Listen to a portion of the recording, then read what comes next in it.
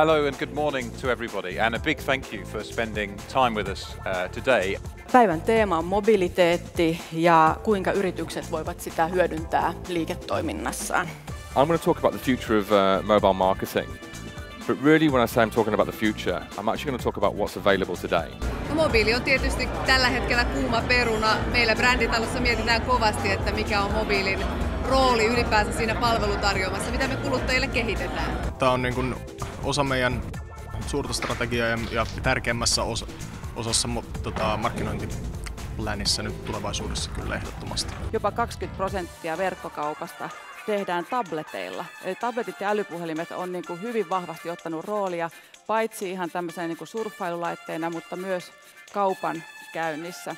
Tämä kehitys on huikean nopeaa. Tämä on paljon nopeampaa kuin mitä sitä on itse osannut kuvitella, että kun näki näitä faktoja. I think the opportunity for Finland is very big, actually, and the consumer in Finland is really adopting the internet and mobile phones very fast, and it's a bit of a challenge for business to catch up with the consumer. Mites me suomalaiset sitten?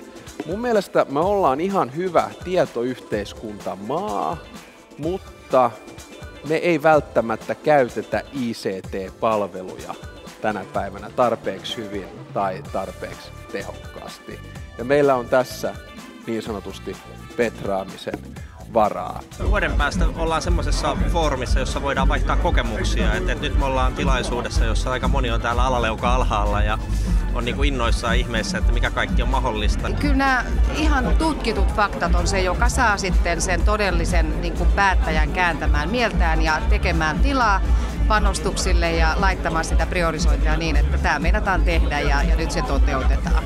If you don't have a mobile strategy, you don't have a future strategy.